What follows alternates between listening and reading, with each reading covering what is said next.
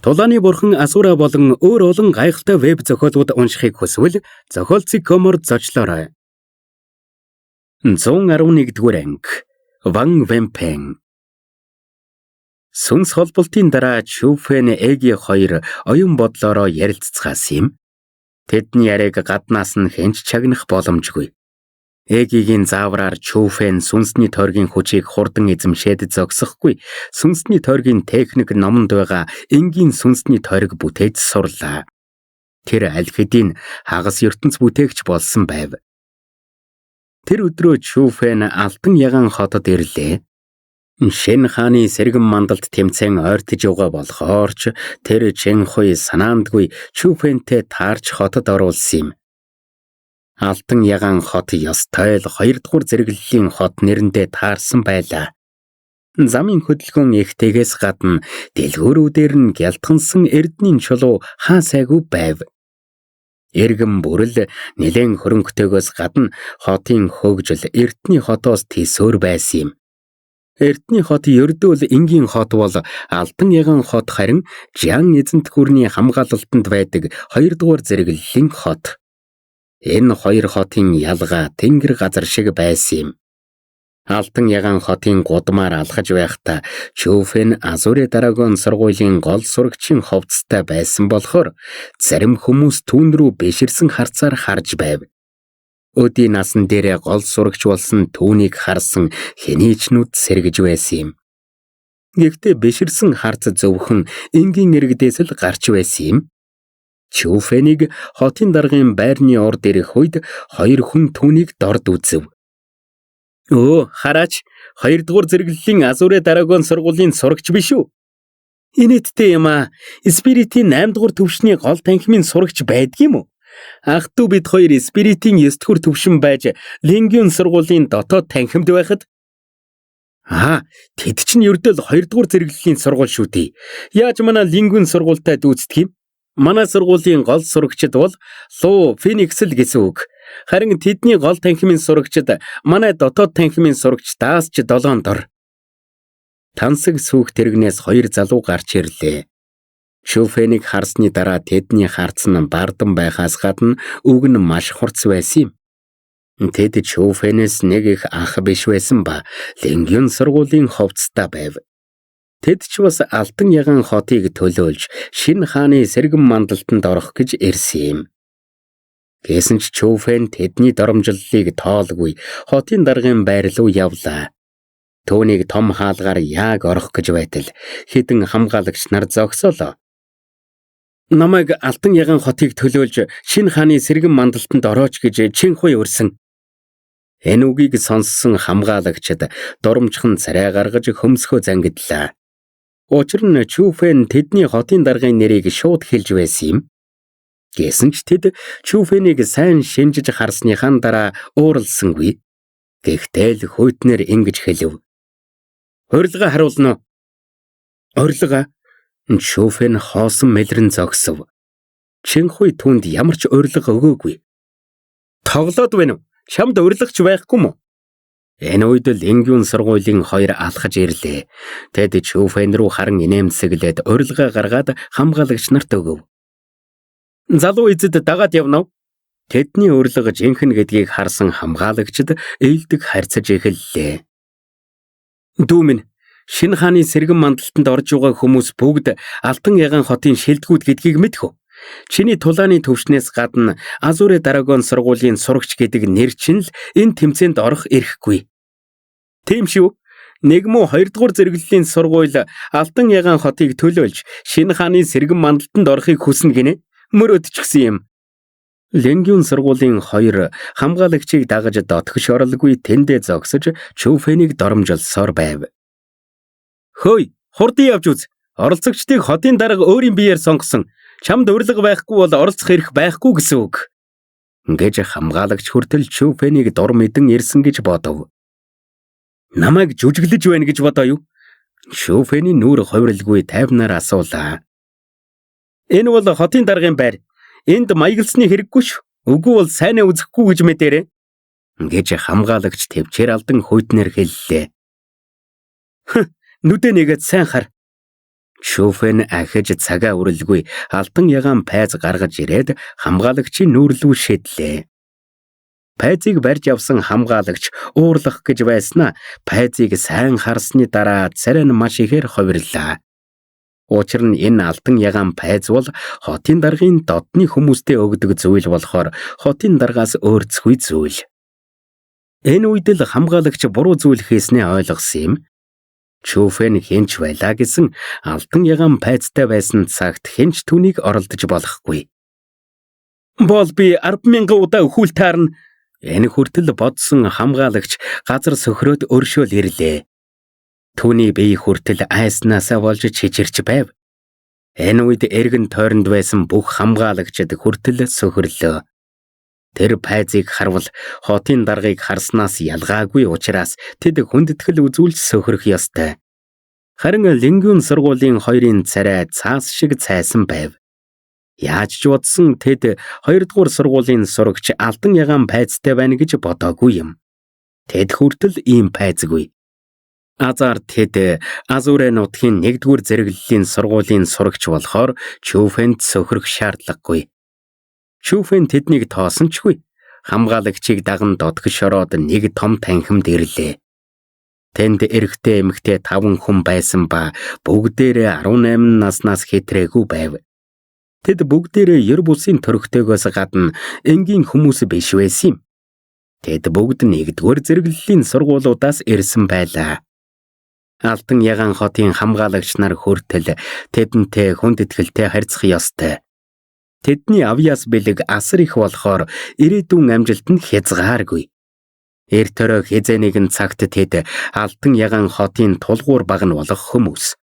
Магадгүй бүрч илүү мундаг хүмүүс болох байх. Харин тэдний энд цугласан шалтгаан бол алтан ягаан хотыг төлөөлж шинэ хааны сэргэн мандалд тэмцээнд оролцох. Чүфэнийг оруулаад 8 хүн байв. Чүфэн болон Лингүн сургуулийн 2 сурагч танхимд орох үед хүмүүсийн нүдэн сэргэлээ. Гэхдээ гайхширсан харцнууд Чүфэний ард байх 2 дээр тусаж байв. Харин Чүфэн рүү тэд хачин жигтэйгээр харж байлаа. 1 дугаар сургуулийн сурагчийн хувьд тэд 2 дугаар сургуулийн сурагчдыг зүрх сэтгэлээсээ дорд үздэг. Тэдний гол сурагчдыг ч тоож хардаггүй. Харин нөгөө талаараа Чүфэн тэднийг огт тоосонгүй. Энэ хүмүүс ердөөл спиритийн 9 дугаар төвшний хүчтэй байсан юм. Тэдний хүч Чүфэнийхээс төвшин илүү байсан ч гэсэн алалцах дээрээ хүрвэл Чүфэн тэднийг шоргоолж алж байгаа юм шиг л алах чадaltaй байсан юм. Хараач, Ван Вэнпэн байна. Яг энэ үед танхимд байсан хүмүүс бүгд суудлаасаа босцоон гадагш харлаа. Энийг харсан Чүфэн ч бас тэр зүг рүү нь харвал хэдэн хамгаалагчдын ард нэгэн царайлаг залуу хүү удаанаар алхан ирж байв. Тэр ч бас 1 дугаар зэрэглэлийн сургуулийн сурагч байв. Гэхдээ тэр дотоод танхимынх биш, харин 1 дугаар зэрэглэлийн сургуулийн гол танхимын сурагч байсан юм. Ашгүй овоо чадвартай хүн байх шиг байна. Тэр хүүг харсан Чүфэн хөнгөн нэмсгэллээ. Учир нь тэр залуугийн хүч бусдаасаа нэлээн хүчрхэг байсан ба үүслийн төвшнийх байв. Лайк болон subscribe дарж биднийг дэмжээрэй. 112 дугаар анги Маргаан. Ван аха, таныг аль хэдийн салхины чимээ сургуулийн гол сурагч болчихно гэж бодсонгүй шүү. Та үнэхээр манай алтан ягаан хотын залуу үеийнхний хамгийн хүчрхэг юм аа. Дөнгөж 18 настай та үүслийн төвшөнд орчихж байгаа мó? Бишрэхгүй байхын аргагүй юм аа. Ван ах байсан цагт манай алтан ягаан хот гарцаагүй 1 дугаар байр эзэлнэ. Ван Вэнпэнийг ирэх үед тэнд байсан эрэгтэй эмэгтэйчүүд босон очихыг бодоход тэд өмнө нь уулзаж байсан нь ээлт байв. Та нар намайг хэд өндрөөр үнэлж байна. Бусад хотуудын гоц суутнуудыг битгийхэл алтан ягаан хот дотроо ч би өөрийгөө хамгийн хүчтэй нь гэхгүй. Ван Вэнпэн боловсон толгоогоос ихсэрлээ. Гэхдээ түүний инээмсэглэлийг харвал бусдын магтаалд үнэхээр баярлаж байгаа нь тод байв. Өө, алтан ягаан хотын залуу үеийнхнээс Ван ахаас хүчтэй хүн байгаа гэж юу? Бүгд л гайхширн зогслоо. Та нар Алдан ягаан хотын захирагчийн том охин Чин Ваншиг мэднэ үсттэй. Тэр надаас жилийн өмнө өөслийн төвшөнд орж Лингюн сургуулийн гол танхимын сурагч болоогүй юу? Ван ах чи мэдээллийг сайн авах юм аа. Бид хүртэл энэ талаар саяхан мэдсэн болохоор таныг мэдчихсэн байна гэж бодсонгүй.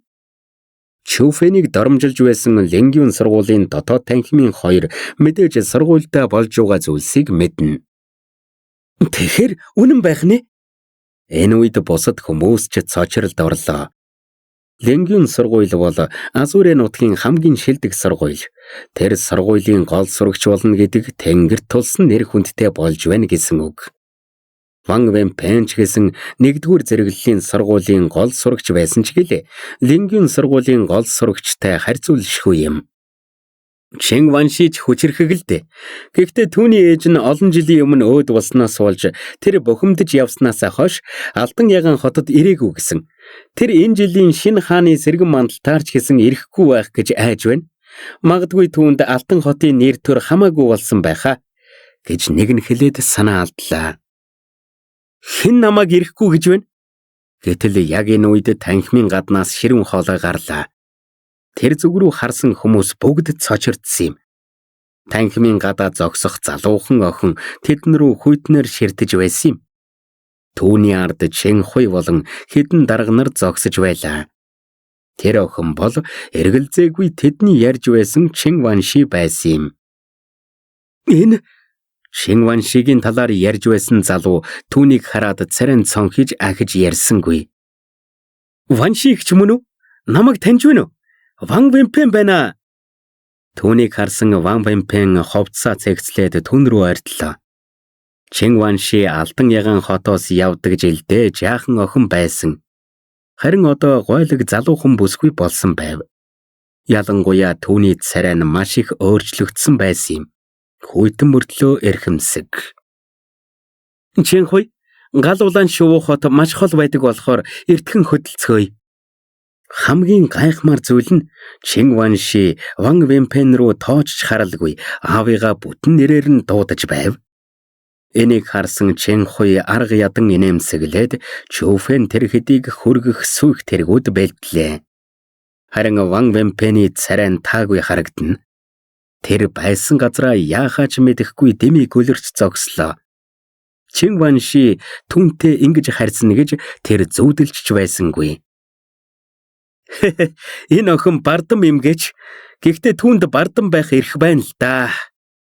Харин Чүфэн хөндлөнгөөс харж байсан ч Чин Ваншиг өөслийн 2-р төвшөнд орчихсон байгааг мэдсэн юм. Өдийн насан дээрээ ийм хүчтэй байх бол үнэхээр ер бусын зүйл. Ядаж л Азурэ Драгон сургуульд маш ховор байдаг авьяас юм. Удалгүй Чин Хуй 10 сүйх тэрэг авч ирлээ. Сүйх тэрэг бүр маш тансаг чимэглэлтэй байсан ба төрөл бүрийн хоолоор дүүрэн байв. Тэдэнд үйлчлэх зарцнаар хүртэл байсан нь Чин Хуй тэд нарыг ямар өндрөөр үнэлж байгааг элтгэж байлаа. Гэхдээ сайн бодоод үзвэл түүний энэ үйлдэл энгийн л байсан юм. Учир нь эдгээр 10 хүүхдүүд бол 1000 бээр дотор хамгийн гот сууд хүүхдүүд. Бүгд л асар их авьяас бэлэг хязгааргүй ирээдүйтэй. Тэдний хэн ч ирээдүйд Азурэ нутагт маш нэр нөлөөтэй хүчрэх хүн болох магадлалтай. Тэр үед тэд түүний Алдан ягаан хот бэтгийх л гал улаан шувуу хотыг ч тоохгүй байж магад. Хотын захирагч байсан ч гэлээ Чин Хуй тэднийг өдөж зүрхлэлгүй харин ч бүр долгоноч байв. Хотын айрмын цуван доор 10 сүйх тэрэг гал улаан хотын зүг хөдөлж 5 өдрийн дараа ирлээ. Гал улаан шувуу хотын тал нь уулархаг талаар баригдсан ба төсөөлж байсан шиг тэмч тансаг байсангүй. Харин ч эртний нууцлаг авраа ялгаруулсан хуучин хот байв. Гал улаан шувуу хотын хүч чадал 2-р зэрэглэлийн Азурэ Драгон сургуультай ойролцоо. Гэхдээ байр суурьны хувьд бол 1-р зэрэглэлийн сургуулиас дутхааргүй байдаг. Шалтгаан нь гэвэл мэдээж энэ хот Жан эзэнт гүрний хамгаалалтанд байдаг. Тиймээс тэд хичнээн 1-р зэрэглэлийн сургуулийн сурагчид ч гэлээ гал улаан шувуу хотод байхдаа жаахан ч хүндэтгэлгүй байж зүрхэлсэнгүй. Харин ч эсэргээрээ тэд энэ хотынхонтой холбоо сүлбээ тогтоохыг хүсэж байв. Мэдээж хүч чадал бүхнийг шийддэг ертөнцид тэд галуулаан шувуу хотоос айдаггүй. Харин цаана нь байдаг 9 нутгийн захирагч Жан эзэнт хүрнээс айдаг. Энэ үед галуулаан шувуу хотын нүсэр том ордны гадаа 20 бүлэг сүүх тэргүүд жигд зогслоо. Галуулаан шувуу хотын захирдаг 2 дугаар зэрэглэлийн 20 хотынхан ирсэн нь энэ юм. 20 хотын захирагч нар авч ирсэн годсууд хөөхтүүдээ сүүх тэрэгнээс нь угтан буулгалаа. Олон сургуулаас ирсэн янз янзын ховцтой олон сурагчид ордны голд цугларцгаав. Нөө, Чинхуй биш үү? Хэдэн хүмүүс Чинхуй тэрхэд рүү чиглэн алхлаа. Тэдний урд явж байсан хүн нь махлаг царайтай, том чихтэй бүдүүн байв. Тэр бол Чинхуйтай үргэлж муудалцаж байдаг 2 дугаар зэрэглэлийн хотын захирагч. Тэр тарган ирийн ард хэдэн эрэгтэй эмэгтэй хүүхдүүд байсан ба бүгд хэнийч дор орохооргүй бардам төрхтөө байлаа. Тэд бусдыг юм чинээ тоолгүй хамраа сөхөн дээш харан алхацгааж байсан юм. Асуудал байна уу? Чинхуй хөмсгөө зангидан асуулаа. Тарган ирийн ард байх хүүхдүүдийг харахад тэд бүгд Лингюн сургуулиас ирсэн байв. Тэдний нэг нь гол танхимын сурагч байсныг анзаарсан Чинхуй энэ тарган ирийг өнгөрөх гэж байгааг гадарлаа. Хоёулаа нэгнээ мэдээд олон жил болж байна. Чамтай юм ярихгүй зүгээр мэндэлж болохгүй юу? Гэж тарган ир хөнхөн инээмсэглээд нүдээ нийлгав. Тэр Чинхуйн хойно байсан Чүфэн тэр хэдийг шинжиж байгаад Чингваншиг хараад өөрийн ирэхгүй хөмсгөө зангидав. Тэр маш олон годсууд хүүхдүүд урьсан болохоор Чинхуйг жаахан шоглоод авъя гэж бодож ирсэн. Гэтэл Чинхуй ч бас Лингюн сургуулийн гол сурагч авч ирнэ гэж тэр бодсонгүй. Гэхдээ түүний харц Чүфэн дээр буусан даруйда баярлан хэлв. Чинхуй, танай Алтан ягаан хотод чинь өөр хүн байхгүй мүү? Ягаад Азуре Дарагон сургуулийн сурагч авч ирсэн юм? Алтан ягаан хотоос олигтой хүн олдохгүй байсан бол надаас асуухгүй дээ. Ганц хоёрыг зээлж болох л байсан штэ. Тэр эргэн тойрны хүмүүст сонсогдохоор чангаар хэллээ. Түүний бодож байсанчлан эргэн тойрны хүмүүс ч тэдний зүг харлаа. Чүфэнийг харсан хүмүүсийн уруул номрон жигссэн аятай инээмсэглэцгээж байв. Энэ байдлаас ажиглавал 2 дугаар зэрэглэлийн сургуулийн сурагч авч ирж болохгүй гэдэг нь элт байв. Ийм байдалд орсон Чинхуй яаж хариулахаа мэдэхгүй байсан юм. Сууров түүнд зааварчлаагүй бол тэр Чүфэнийг хизээч авч ирэхгүй байсан. Учир нь бүх хотууд 1 дугаар зэрэглэлийн сургуулийн сурагчид авч ирж байгаа. Гэтэл ганц Алтан ягаан хот л 2 дугаар зэрэглэлийн сургуулийн сурагч авч ирсэн. Энэ байдал түүнийг нүүр хийх газаргүй болгож байсан юм. Та нар Азуре Дарагон сургуулийн хүмүүсийг дорд үзээд байна уу? Яг энэ үед эмэгтэй хүний хоолой сонсогдлоо. Тэр зүг рүү харсан хэнчвэ гайхширан мэлэрцгээв. Үгээр илэрхийлэхин аргагүй үзэгсэлэнтэй 2 охин нааш ирж байсан юм. Тэд ч бас 2 дугаар зэрэглэлийн Азуре Дарагон сургуулийн хувцас өмссөн байлаа. Лайк болон subscribe дарж биднийг дэмжээрэй. 113 дугаар анги Булхай. Зүрлэшгүй үзэгсэлэнт эгчдүү 2 өөр өөрсдийн гэсэн онцлог үзэгсэлэнтэй байсан юм. Тэр хоёрыг гарч ирэх үед ордон тэр чихтэй өнгөө алдан гандах шиг болов. Чингваншил тэр хоёртой дүүцхүүц байсан юм. Ордонд байсан хүн бүрл эгчдүү хоёрт татагдж байсан юм. Тэдний үзэгслэн гоо битгийхэл байр суурьнч асар нэр нөлөөтэй байв. Тэдний ард гал улаан шувуу хотын нэр нөлөө бүхий хүмүүс алхаж байсан ба хэнийхэн ч хүч хотын даргуудаас дутхааргүй байсан юм. Тэд бүгд өөслийн төвшингийн оргилд байлаа. Хамгийн гайхмаар нь тэр хүчрхэг хүмүүс эгчдүү хоёрын албатнаар нь мэд харьцаж байсан юм. Гал улаан шувуу хотын ийм нөлөө бүхий хүмүүс ингэж хандаж байгааг харсан бусад хүмүүс ч тэр эгчдүү хоёрыг хэн юм болоо гэж гайхаж байлаа. Тэр хоёр бол гал улаан шувуу хотын захирагчийн охид Суров Сумэй хоёр. Яг энэ үед тэднийг таньсан хурцнуудтэй хүн чангаар хашгирлаа. Тэр хүний үгийг сонссон хүн бүрэл цочирдов. Яагаад ийм онцгой хоёр үзэгслэн гоо Азуре Драгон сургуульд ордог байна? Хэрвээ тэд хүссэн бол нэгдүгээр зэрэглэлийн Лингвин сургуульд орж болох л байсан. Гэтэл яагаад хоёрдугаар зэрэглэлийн сургуульд сонгосон юм бол? Янз бүрийн асуултууд тэдний толгойд үүсэж байсан юм. Гэвч хамгийн их гутарч байсан хүн нь тарган захирагч байв. Учир нь Суроо Сумэ хоёр галуулан шувуу хотын хүчрхэг хүмүүсийг дагуулan тэдний зүг хурдтай алхаж байлаа. Чи дөнгөж сая Азуре Драгон сургуулийн сурагчдыг юу ч биш гэсэн үү? Азуре Драгон сургуулийг юм чинээ тоохгүй байгаа юм биз дээ? Суроо инээмсэглэн асуусан ч түүний харц нь хурц сэлмэд харагдлаа. Энийг харсан тарган захирагч өөрийн эрэхгүй чэчрэн яаж тайлбарлахаа мэдэхгүй байв. Энэ үед л тэр тарган харамсснасаа болж дотор нь тавгүйтлээ. Тэр Чэнхуйг доромжлох гэж Чүфэнийг ашигласандаа харамссан юм. Учир нь тэр хизээж галуулан шувуу хотын даргын хоёр охин хоёулаа Азуре Драгон сургуулийнх байна гэж төсөөлөөгүй юм. Нэг нь бүр настан шүү. Би чамаас асууж байна. Тарган ирийн хариулахгүй байгааг харсан Суроо чангаар хашгиран Парафаундын нэгдүгээр төвшний хүчээ гаргалаа. Энэ үед түүний нэрэг тарган ирийг хойш хэдэн алхам түлхэж газар унгаав. Парафаунд нэгдүгээр төвшин ийм залуугаараа юу? Энэ үед хүн бүрэл цоочролд орцгоов. Хүйтэн төрөхтөө Чин Ваншигийн нүд хүртэл сэргэлээ. Учир нь Суроо ердөөл 20 настай байсан болохоор өдийн насан дээр Парафаунд төвшөнд орно гэдэг түүний авьяас бэлэг ямар гайхалтайг илтгэж байсан юм. Сонсцгоо. Нэгдүгээр зэрэглэлийн сургуулийнх гээд хоёрдугаар зэрэглэлийн сургуулийн сурагчдыг дорд үзэх хэрэггүй шүү.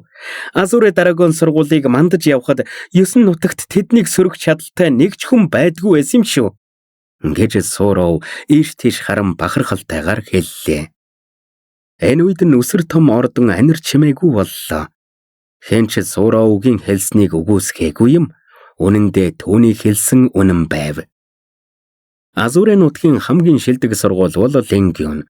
Гэхдээ зөвхөн Азуре нутаг дотроо л юм.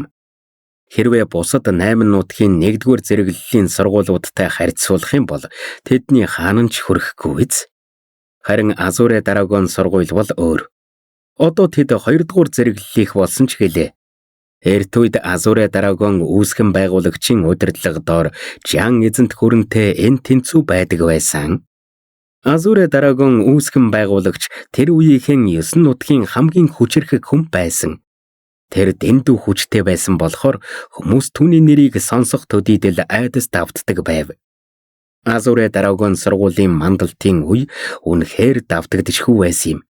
Одоогийн Азуре Драгон сургуульд ордсон ч гэлээ тэднийг мандаж явсан гэдгийг хинч үгүйсгэхгүй. Роуер, яаж угаа юм? Яг энэ үед хүчрхэг хоолой агаараар тархлаа. Тэр хоолой яг л хүмүүсийн чихэн дээр аянга сахиж угаа мэт байв. Тэр зүг рүү харсан хүмүүсийн царай маш ихээр хувирлаа. 20 хотын захирагч нар бүгд газарт сөхрөн зэрэг хэллээ. Захирагч Суухэний амрыг ирье. Галуулан шувуу хотын дарга Сумэ Суроо хоёрын аав Суухэн гарч ирлээ. Тэр 2.3 метр өндөр байсан ба их царайлаг эрэхтэй байв. Алтан хуйг дуулахтайгаа алхах бүртэн газар дөргиж тэр яг л дайны бурхан шиг харагдаж байлаа. Тэр хүнийг харсан нэгдүгээр зэрэглэлийн сургуулийн шилдэг сурагчид ч бие барилаа. Суухэнийг бараг Азуре нутгийн номер 1 гэлцдэг болохоор хинч түүнийг дорд үзэж зүрхэлсэнгүй. Түүний хүч их гүнзгийгээс гадна хоёрдугаар зэрэглэлийн сургуулиудын захирлуудаас ч нэр нөлөөтэй. Нэгдүгээр зэрэглэлийн сургуулийн захирлууд ч түүнтэй бүдүүлэг харьцдаггүй байтал яаж сурагч нар нь чадах вүлээ дээ. Санаа амарцгаа. Гэж Суухэн инээмсэглэн хэлээд Суроогийн хажууд ирээд жаахан юм байж Ахмад настнуудтай яаж харьцаж байгаа ч нэнэв. Ава, их чиг буруутгаж болохгүй. Тэд л эхэлж энийг харсан Сумэ сандран Суроог өмөрөв. За, ингээд орхи. Ахиж битгий дурдаараа. Суухэн гараа даллаад тарган хотын захирагчаас уучлалт гуйсан хэдэн үг хэллээ. Үнэн дээр бол тэр зүгээр л алгацсныхаа дараа аргадж байсан юм. Тэр бүх болсон зүйлсийг харсан ч гэлээ Суурав тэр тарган эрийг албаар номогдохыг хүлээж байсан юм. Учир нь тэр өөрөө Суурав, Сумей хоёрыг Азуре Драгон сургуульд оруулсан. Тийм болохоор хүмүүс Азуре Драгон сургуулийг муулах үед тэр үнэхээр дургүй байв. Тэдний тэгж муулж байгаа нь түүний шийдвэрийг муулж байгаагаас ялгаагүй болохоор тэр шүү дээ. Энэ үед хотын захирагч нар гоцсууд хүүхдүүдэд дагуулan ойртцоож байв. Бүгд л цугларн ээлдэг харьцаатай байх үед Сумей гэнэт Чүфэнийг татан хажуудаа авч ирлээ. Чүфэн, энэ жилийн шинэ хааны сэргэн мандалтаар та нар бүгд сүнсний ивэр ой руу орно. Сүнсний ивэр ой бол маш хэрцгий догшин араатнууд амьдардаг хараалтай газар. Тэднийг сүнсний ивэр дараатнууд гэж нэрлэдэг. Сүнсний ивэр араатнууд төрөхдөө спиритийн нэгдүгээр төвшний хүчтэй төрдөг. Тэд өсөж томрох тусмаа тулааны хүчин ч бас ихсдэг. Нас бие гүйцсэн сүнсний ивэр араатан духан дээрээ нийл ягаан ивэртэй байдаг. Духан дээрээ ивэртэй араатнууд бүгд спиритийн 9 дугаар төвшнийх. Та нарын даалгавар бол сүнсний ивэртэй араатнууд агнах. Сүнсний иврийг баримтжуулан авч ирсэн шилдэг 10 хүн тэмцээнд орох эрхтэй болно. Төрүүлсэн хот нь энэ жилийн татвар төлөх хэрэггүй ба ялсан оролцогч нь 5,000 ширхэг сүнслэг шүр авна гэж Сумей Чүфэний чихэнд шивнэж хэллээ. Тэгэхээр ялагч нь 5,000 ширхэг сүнслэг шүр аваад зогсохгүй татвараас чөлөөлөгдөх байх нэ? Тэр хөгшин Чэнхуй надаас илүү ашигтай ажиллаж байгаа юм байна да. Гэж Чүфэн нууцхан гайхширлаа. Юугааг үлийгв? Хурдан энийг нуугаач. Гэж Сумей нэг хуйлаас Чүфэний гарт татгуулав. Энэ хуйлаасыг нээж хартал газрын зураг байсан юм. Энэ бол сүнсний ивэр он газрын зураг. Хар хэсгүүд нь нас бие гүйцсэн сүнсний ивэртэй араатнуудын цугладаг газар. Том хараар тэмдэглэсэн байх тусам олон сүнсний ивэртэй араатнууд цугладаг гэсэн үг. Үүнтэй байхад чи алзахгүй. Гэхдээ улаанаар тэмдэглэсэн хэсгүүд рүү явж болохгүй шүү. Тэр хэсгүүдэд хачин улаан өнгөтэй манан байдаг. Тэр манан гарч ирэх болгонд заавал хүмүүс үхдэг. Яг л 1000 яс оршуулгын газар шиг аимшигтай газар. Гэж Сумей ааж уухнаар хэлв. Энэ үед Сумейн цаад санааг тэр ойлгосон юм. Хуйлаасыг агуулгах зүнхэндээ хийгээд Сумейн чихэнд инэн шивнэлээ. Энд чинь булхаа биш үү? Тулааны бурхан Асура болон өөр олон гайхалтай веб зохиолууд уншихыг хүсвэл зохиолцыг комор зочлоорой.